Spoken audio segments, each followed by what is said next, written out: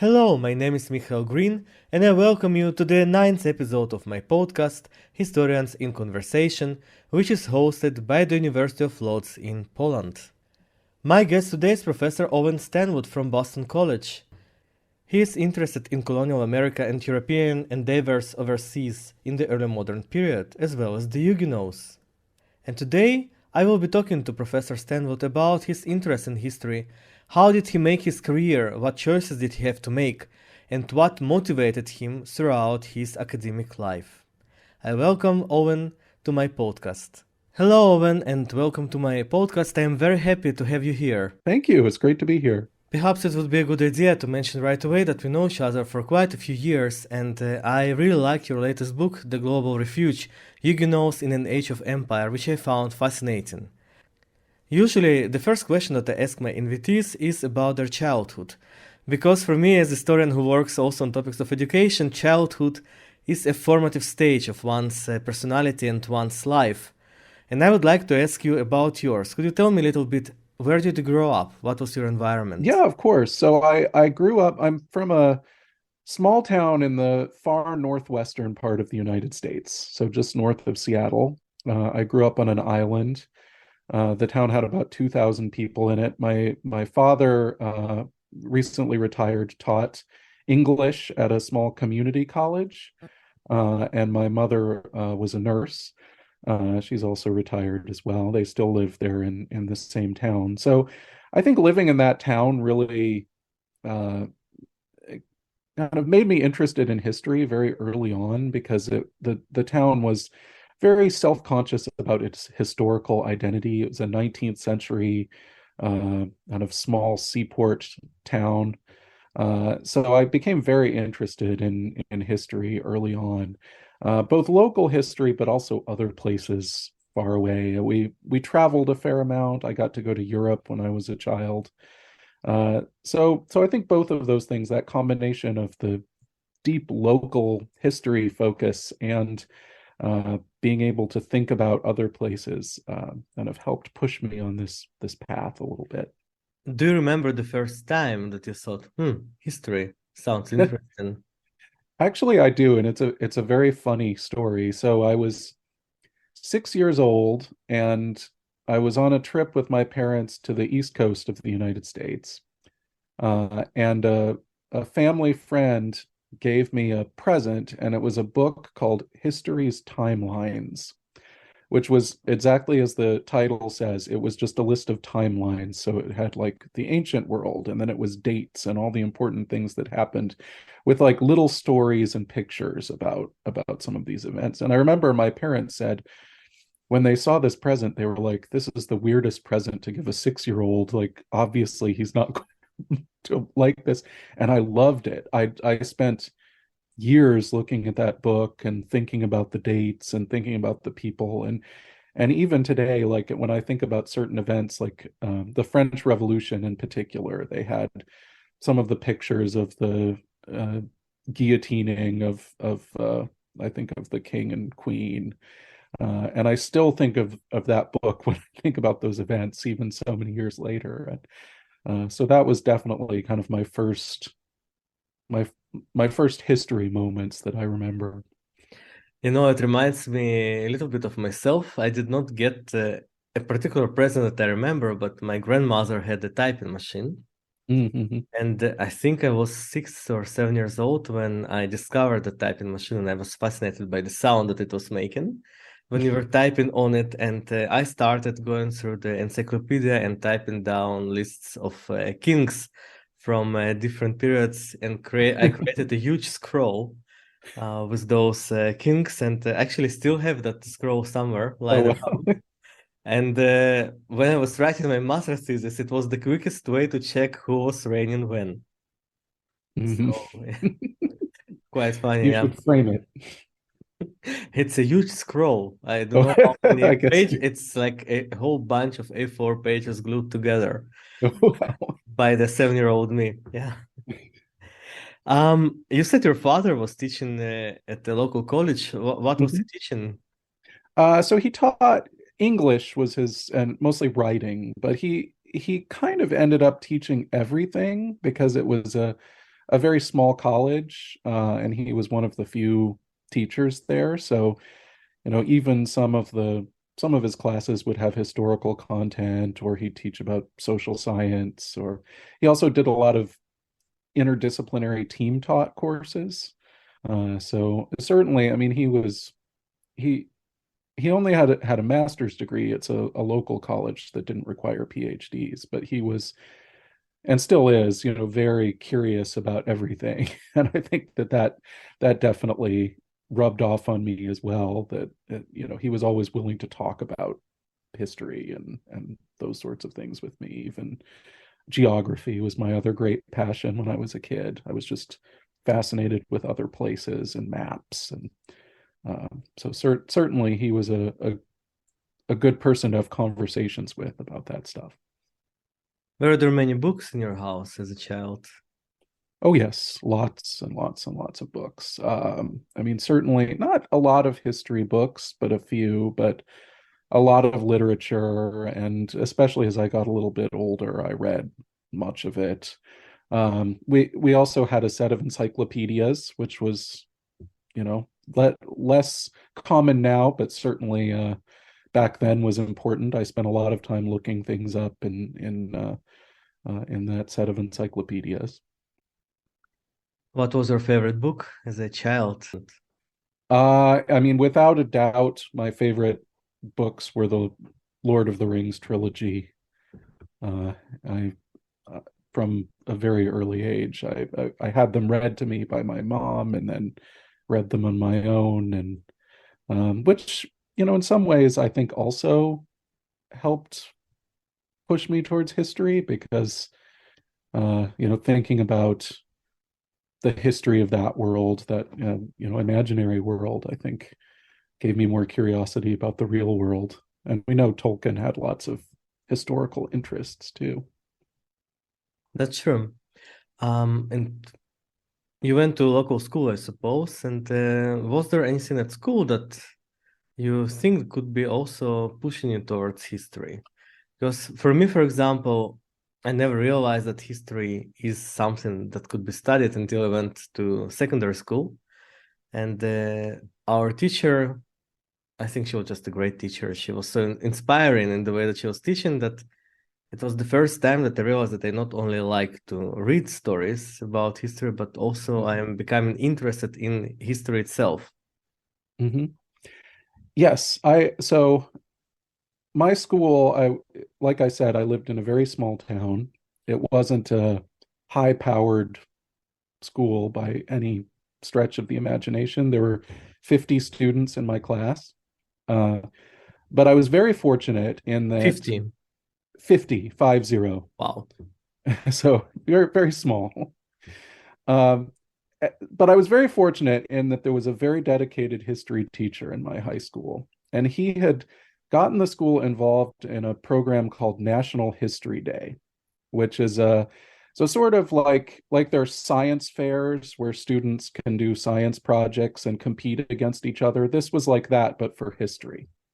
So you could do your own research projects, and then you could either write a paper, you could have a display, or you could do basically a narrated slideshow. There were different things you could do. And I started doing this very, very early. And our school was quite good, even though we were small. We were routinely the best school in the state. If you won, you could go to the national competition in Washington, D.C. And I started doing this, and mostly on topics of local history. And that was so much like history classes were interesting to me, but doing my own projects was what really gave me a passion for history, because I could go to the library and find, I remember I did a project on a man named James Swan, who lived in the Pacific Northwest, and he worked with local Native Americans, and he kept a diary. And so I went and actually looked at his diary at the university library when I was 16 or so. And I didn't even really know how to use it as a source.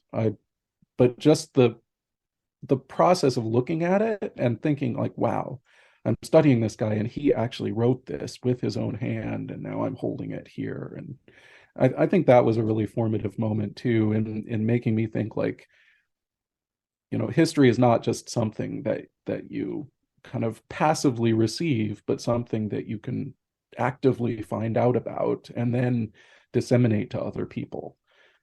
So I think without having those experiences in high school, I'm not sure if I would have continued with it to the extent that I did. And then you reached the end of high school and you had the option whether to study at all. But I assume if your father went to college, then probably he wanted you to continue in his footsteps. But what was your choice? Did you have several options that you could choose from, or you said that you want to study history? I was pretty set on history, although I had other interests as well. I also loved literature, so that was a possibility. I liked social science. I was drawn to anthropology at certain points. But certainly, I think from the time I got to college, to university level, I was very quickly pretty set on history because I took history classes. I went to a small liberal arts college in the Midwest called Grinnell College. And I had very good teachers there in history from the very beginning who I think pushed me very early to continue in that direction. So by the time I was certainly done with my first year in college, I was very much set on the history track. Mhm. It's pretty interesting because people often think that if they study in a big university, a renowned university, then they have a lot more chances of success, that they get much better education than you get in a small place. But I think your example shows that that's actually not the case at all. Mhm. If you have the right teachers and if you are interested in being educated yourself. No, that's absolutely true. And I was never I think partly because I was from such a small place, the idea of going to a huge university seemed overwhelming to me. So I always looked more at the small colleges, but we're very lucky in the United States to have a really excellent network of very small undergraduate only institutions, including the one I went to, but many, many others, which I think are relatively, I mean, I'm sure there's examples of that from other parts of the world, but I think they're relatively distinctive here in the US. And there certainly some of the professors at these places have wonderful research careers, but they tend to be very focused on teaching. Like you couldn't at Grinnell, my alma mater, you could not uh, get tenure and advance there without being an excellent teacher. So almost without exception, they were great teachers there. And then you finished your undergraduate studies and Mhm. you were probably thinking about what to do next. Was there a question what to do next, or was it already again set in your mind that, well, let's continue? Well, I mean, there certainly was a question. I knew, I from midway through my 4 years, I knew I kind of wanted to get a PhD. And my senior year, I took a semester off campus at the Newberry Library in Chicago. There was a program there where you could go and do independent research at the library and write basically a senior thesis. And I loved that experience. And I got to meet other academics, and I really wanted to do it. But the main thing holding me back was that so many people, especially even some of my professors, were so discouraging about academia. And they said, "Do you really want to do this? It's very hard to get a job." So I kind of had this, almost crisis for a while where I thought, like, well, this is really what I feel like I want to do, but everyone's telling me I shouldn't do it. So I tried to think about other career options. Maybe I could be a journalist, maybe I could work in nonprofits. And then I kind of half-heartedly applied to graduate school. I actually took a year off. I went and got a job back at the Newberry Library where I had studied. And I applied to graduate school, but I only applied one place and I didn't get in. And at that point, I thought, okay, this is silly. Like clearly the world, the fates are telling me I should not have an academic career. I should try to find something else. And I worked in educational higher ed administration for a couple of years. Um, but I just never could really imagine my life in that path. So I kind of tried to talk myself out of an academic career lots and lots of times. But when I thought about, what really makes me happy, what can I imagine spending my life doing, I couldn't really come up with anything else. So after a couple of years working, I thought, well, I'll try it again. I'll see what happens. If I don't get in, then that's the end. If I do get in, I'll give it a try. And maybe I'll get a PhD and I won't be able to get a job and then I'll have to figure out something else. But might as well try it because this seems like I was what I want to do. It sounds very similar to what I was doing because Uh-huh. ever since my bachelor, I was working in university administration because I had to pay tuition, Hmm. quite high tuition, and that was my means of paying for it. And at the end of my master's, when I asked Miriam Erdeni, who was my master thesis supervisor, what should I do next? Because for some reason it never really occurred to me that I should be doing a PhD. I didn't know anyone who was doing a PhD. Hmm. So I thought, well, I still like it. And she told me, well, you should try to do a PhD. And then I said, aha, that sounds that I should try. Yeah. Well, university, there are lots of people who go from academia to university administration, but I think many less go actually from administration into academia. So Yeah, that's we are true. one of And the I few mean, exceptions. my job was not high up in administration either. I worked for a consortium of small colleges, mostly working on off-campus study. So I would help Me too. administer off-campus study programs. Me Mhm. too. Exactly the off-campus programs. It's funny. Mhm. Yep. But the fun part of it was the travel. I really Mhm. enjoyed going and seeing places. Um, Yeah, I didn't get to do the travel. That was a disappointment. If they had been sending me around the world, I might have wanted to stay. Different cities, different people, different religious communities, and Mhm. for me, it was interesting to be an outsider to see how it works from the outside. Right. But then you actually got a place at a university, at Northwestern University. Mhm. Can you tell me a little bit about how you got this place? It was a very I don't recommend my method to anyone else because it was sort of random. Over the years I had thought about lots of different places to go to graduate school. And at first when I was first applying, I thought of myself primarily as I wanted to be a specialist in Native American history. That was really my passion. I was also interested in the history of the American West, but more in later, maybe the 19th century, I think mostly. So I had looked into some programs in that. But over the years, I'd come to kind of realize that most of the more interesting work on Native American history was in the earlier period. So I thought, well, maybe and I had a very good teacher in colonial American history at Grinnell. So I thought, well, I'll try to move a little bit earlier. So I looked at a few different programs in that. Uh, one of which was Northwestern, which had their early Americanist was a historian named Timothy Breen. Um, but it wasn't necessarily that high on my list. But I lived in Chicago.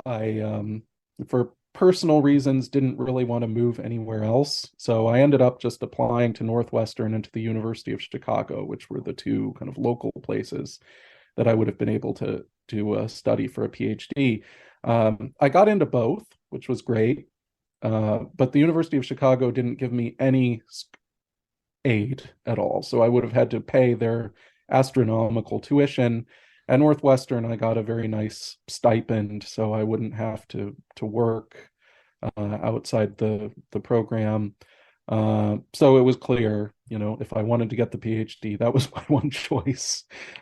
So that's how I ended up at Northwestern. But it was a good, a very good place for me. It's at the time was a smaller than some programs. Like the University of Chicago at that time had quite a few students in the history program, but Northwestern had about 10 or 12 per year. So it was a relatively small cohort. And that was nice because we had much more access to the faculty than maybe people at some universities would have. Maybe that's a point where I should ask you about some details on studying in the United States, because it's pretty different from studying in Europe. So generally in American programs, at least in history, you start with a phase of coursework. And so those are dedicated courses aimed towards graduate students, some of which, so at Northwestern, that would be a combination of courses, some that were kind of field courses, either large or just very small, a student or two. So, I took courses with my advisor, of course, in early American history, but I also took a course in early modern Britain, for example, in early modern France. And then we would also have thematic courses. So I took a course on, I think it was called Marx, Weber, Freud, and Foucault. So kind of a theory course around great thinkers. I took a political philosophy course offered by someone in the political science department. So we take usually for 2 years, you take a series of courses. At the end of that time, you complete field exams, and at Northwestern, those were mostly written. So, my field exams were in, excuse me, American history overall, because that was my field, early America, and then a minor field, which was early modern Europe. And two of those were written, so you had to write. It was very daunting because you had like 5 pages and you had to cover, there was a big question about all the themes of American history, and you had to cover them in 5 pages. So that was a little bit tough. At other universities, like at the university I teach at now at Boston College, they're oral exams. So you might have a 30-minute, one-on-one, your professor asks you questions about the books on your reading list. And then once you finish your fields, that puts you at the point where you start working on the dissertation. So usually by about year 3, that's when you're starting to put together your proposal. So you write usually 10 to 15 page paper laying out what you want to write your dissertation about, what kinds of sources you'll use, how that will fit in the historiography. And then at that point, you go off and do the research and writing of your dissertation for the rest of your time at the university. How many years does it take altogether? For me, it was 5, but I was quick. That's the average is 6 to 7. And some people take significantly longer than that.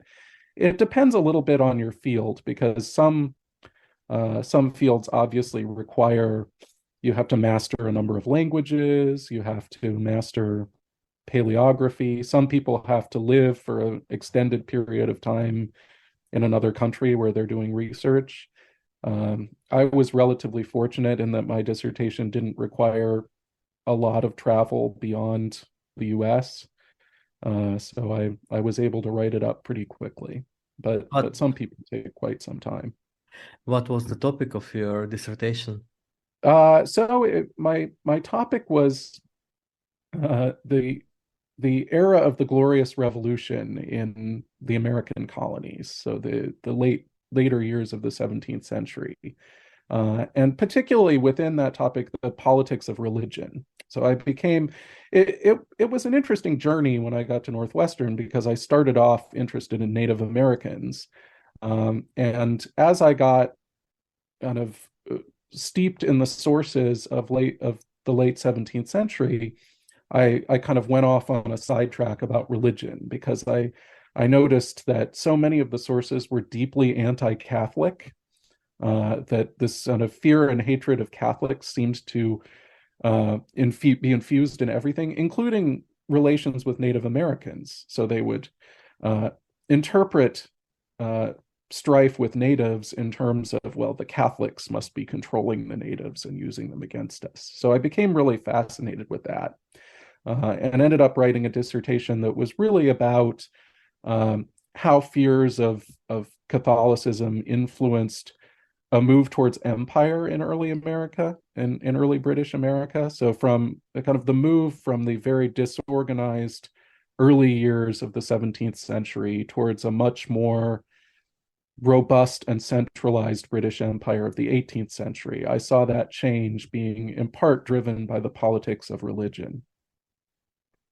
I just looked at your list of awards on your CV, which I found on your university page, and it's quite long already at an early stage.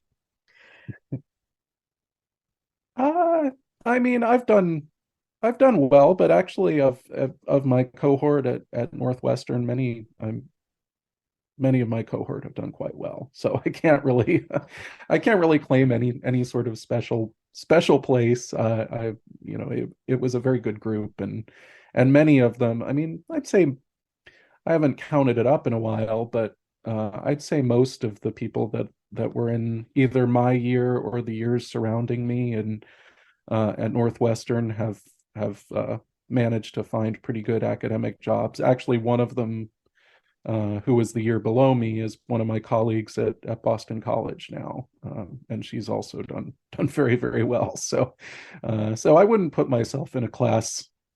And during your PhD studies, I think, during everyone's PhD studies, the supervisor plays an important, Mhm. or sometimes crucial role.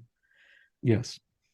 How was it for you? Who was your supervisor, and how did your relationship go with that person? Yeah, so my advisor was Timothy Breen, who was a very eminent historian of colonial and revolutionary America.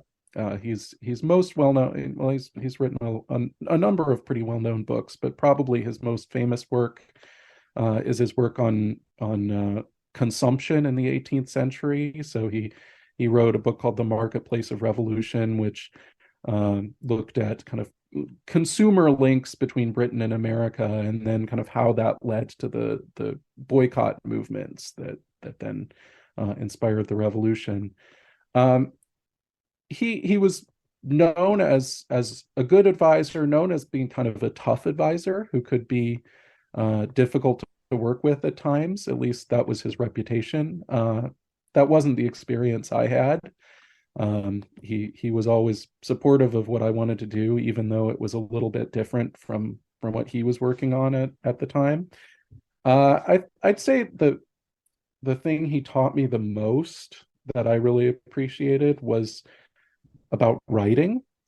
He was, I think, unlike a lot of graduate advisors, he really stressed um, that you need to know how to write, and you need to write in a clear and persuasive way.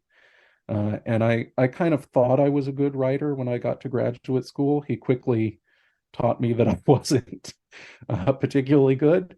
But I think I got much better over the course of him teaching me. He used to do an interesting thing in his graduate courses, which was he would almost never assign long papers. He would assign very, very short papers. And so we would write a lot of 1 and 2 page papers.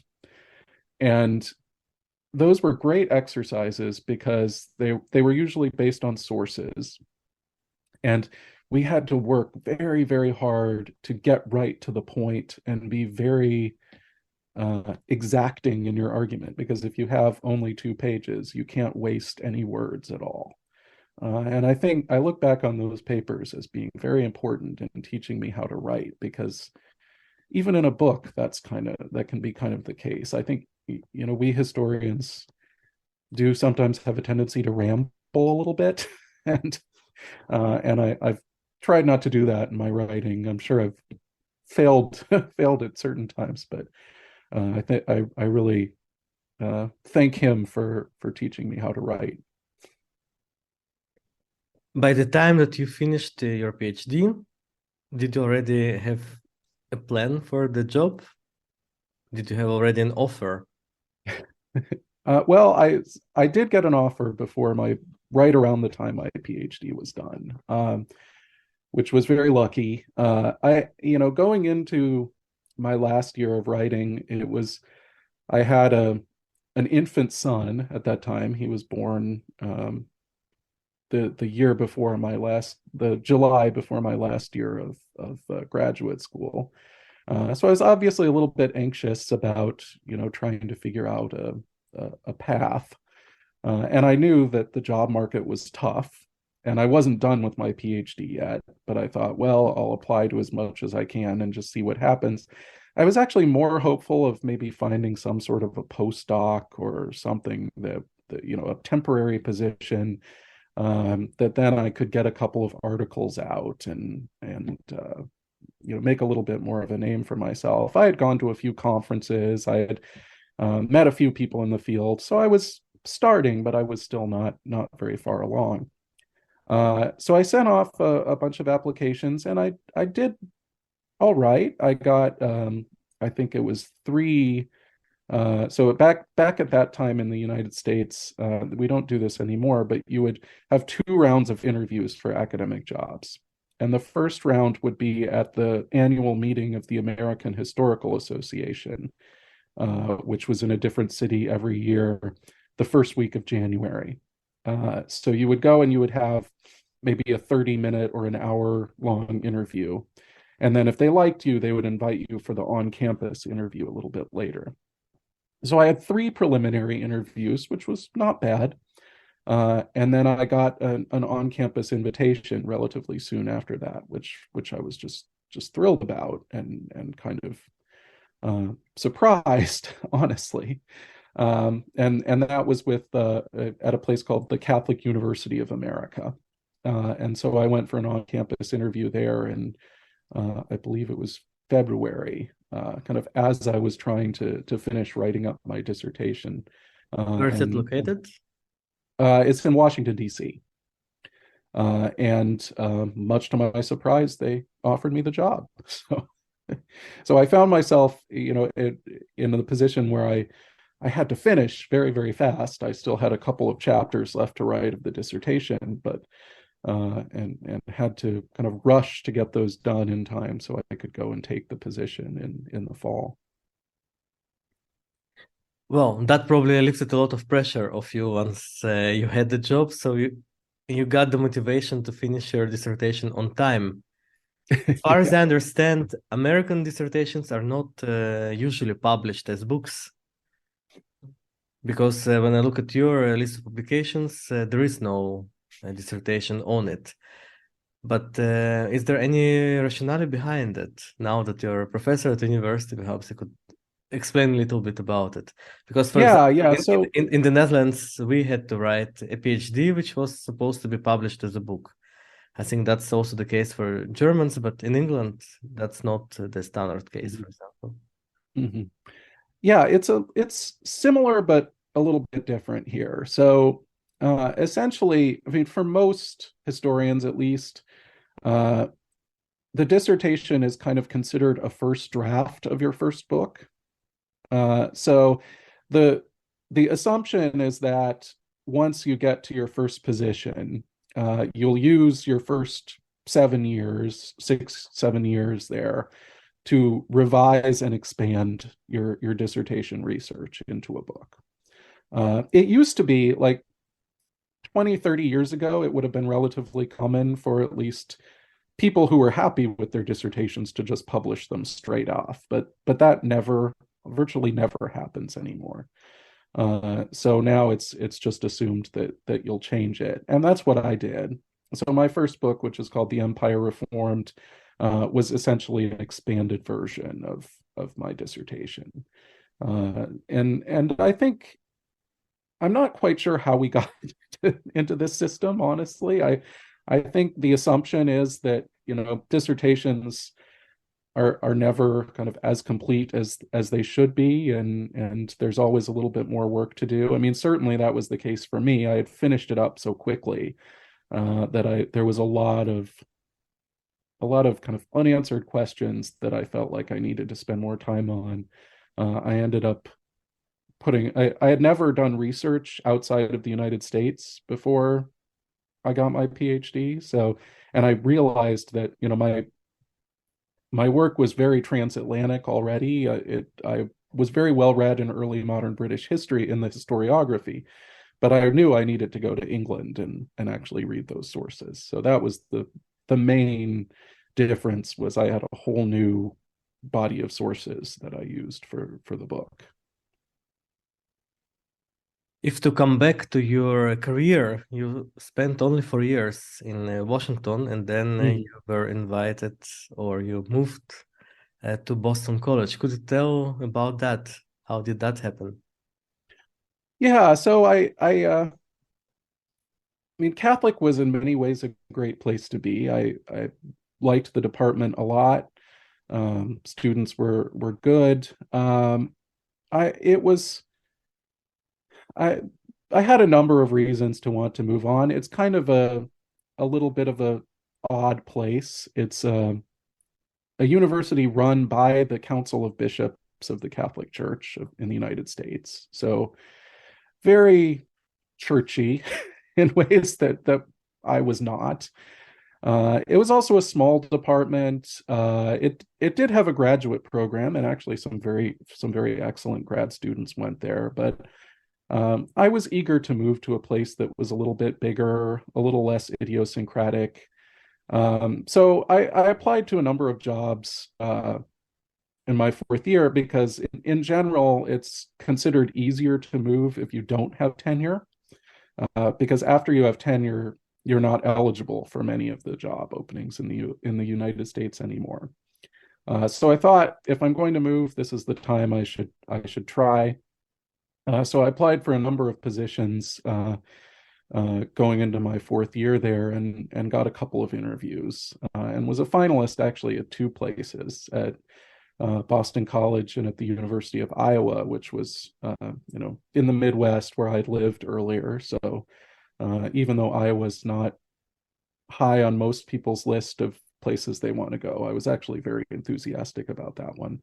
But I came in second at Iowa. I didn't get that job, but I got the job at BC, which was kind of funny because one of the reasons I wanted to leave Catholic was because it was a Catholic institution, and I thought maybe I'd be more comfortable at a non-religious school.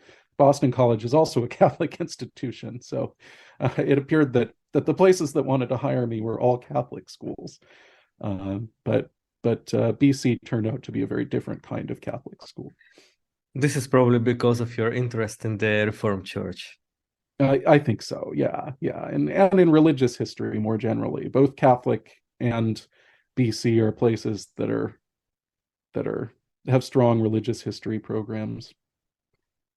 Your research is indeed concerned nowadays, well, at least the most recent book that you published, The Global Refuge, is about Huguenots. And here we are colleagues, since I'm also working on the Huguenots, at least to some extent.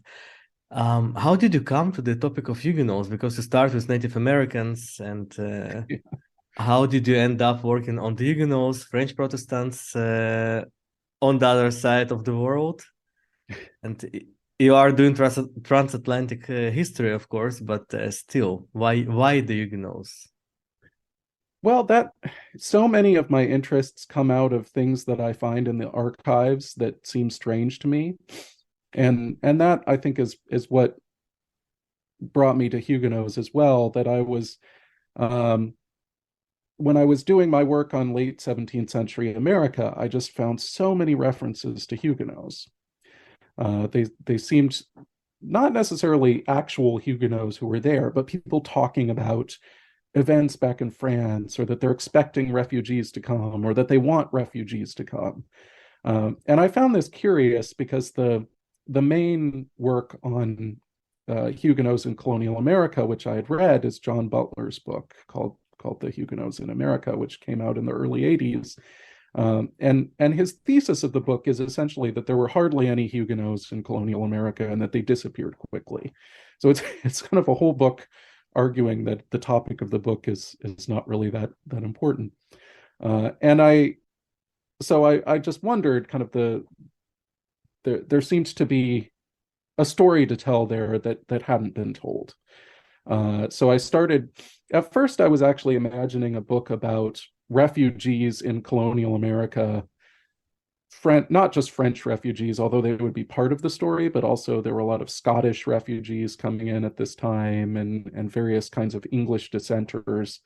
But I still saw it as being a very colonial American project. Eventually, I started to think that this was too big. I wanted to look at the French Protestant angle, but then I was going to do a British Empire-wide project. So I was going to look at both Britain and Ireland and the colonies. Then I started to realize, as I read more, that the British Empire was not big enough for the project. I needed to include the Dutch colonies too, because that was an important part of the picture. So it became Huguenots in the Atlantic world.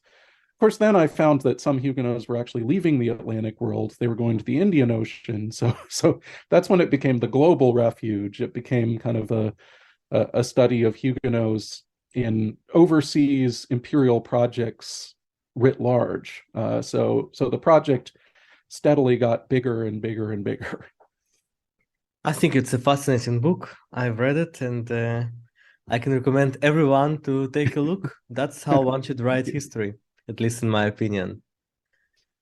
Well, And I thanks. think this book was also very well received. You had a lecture at the Huguenot Society, which was, I think, quite a successful one. What are your plans now from So research perspective? What are you doing nowadays? I'm working on a couple of things. I have one project that's still Huguenot related, and one that's not. The Huguenot related project is actually to write what's in some ways the prequel to the Global Refuge, which is about the 16th century. So I became very interested in Huguenot colonization especially in Florida in the 1560s. So the first really robust attempt to form a colony in North America by any European power, not just by the French. So from 1562 to 1565, there were several attempts by mostly Huguenots to start a colony where the city of Jacksonville, Florida is now. Eventually they were invaded and extinguished by the Spanish. And also the earlier French attempt to form a colony in Brazil, which had a lot of Huguenot involvement as well. So I don't know exactly what the project will look like now. I keep going back and forth on whether I want to write kind of a very narrow history of the Florida colony or something a little bigger that's about kind of Huguenots in the French state and in their involvement in early colonization. But that's one of the things I've been working on. And I had a fellowship last year and was able to do a lot of reading, including some in France. So that was a lot of fun. And then the other project is actually bringing me a little bit back to my Western roots. I'm interested in basically European popular perceptions of what America was like from the 16th to the 18th century, the early 18th century. And a lot of their reports were of kind of fantastical wonders, of lost civilizations, of cities of gold, things like this. And this is particularly a French discourse. So I've been looking at all of these stories of kind of crazy mythical places in the Americas and trying to figure out what they mean. And what I've come to think is that this was really a way of a kind of storytelling that mixed native oral traditions with popular stories from early modern Europe. So that's another one of my kind of long-term projects. Both of these projects still have a long, long way to go, but I'm working towards them now. And the other topic, I think it's still related to the Huguenots because he was writing all of those accounts. I assume that a lot of them were also Huguenots. That's how I came across the topic too, was through Charles de Rochefort, who was a 17th century writer who kind of turned me on to this topic. I would like to come back to your academic past, and maybe it would be a good moment to look back and reflect what was, in your opinion, the most determinant factor in your success as an academic. Because I think we can call you a successful academic. You publish, you work, you are known in your field. You received quite a few prizes also after the ones that I mentioned, and even one you refused, Oh. declined, as it said. It was the Franklin Research Grant, Oh yeah. American Philosophical Society. Yeah, I turned it down because I had other grants that were covering the same. I couldn't accept everything, but that's not a problem I usually have. Um, honestly, the number one thing is luck, and I think that's true. That's been true in academia for years, and I think it may be even more true now. I mean, I have my own grad students now who I'm trying to help guide out into this world, and it's even harder now than it was then. And I think I this isn't to say I'm not proud of the work I've done. I think it's good work, but everybody does good work. There's hundreds and hundreds of really good scholars out there doing wonderful work, and some of them get great jobs and have great careers, and a lot of them just don't. And the way that the system is organized is not, it's not about meritocracy. It's often just about being at the right place at the right time.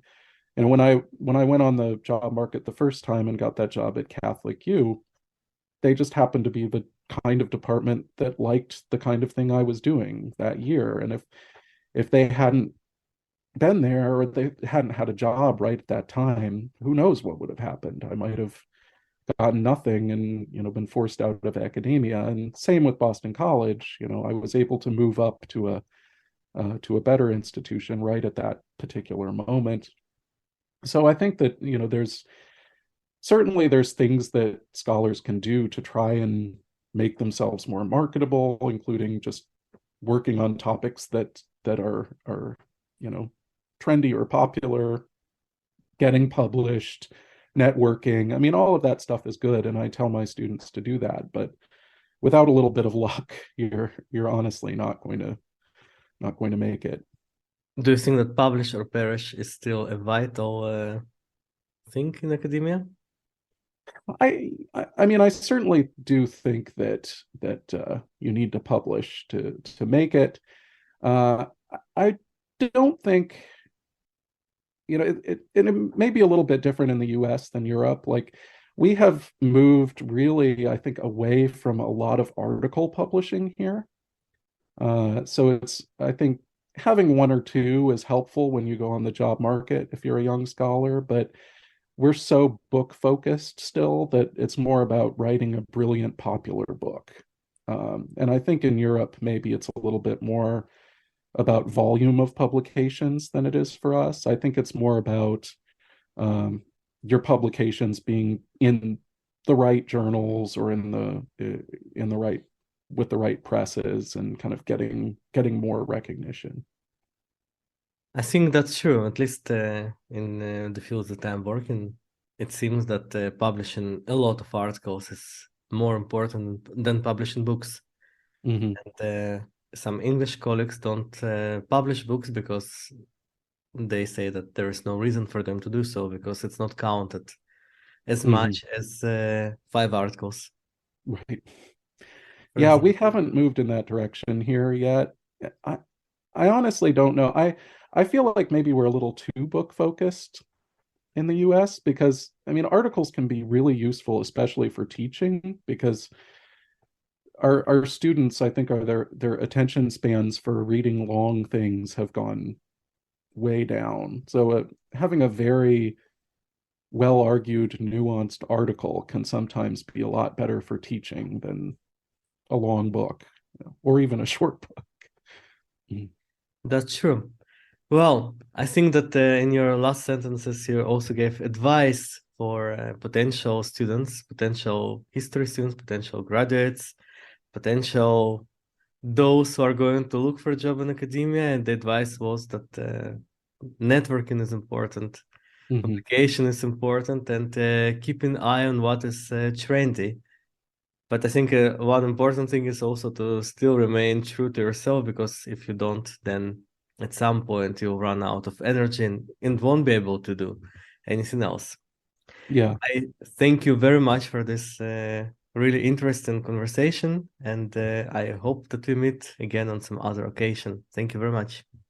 you're very welcome. It was a pleasure.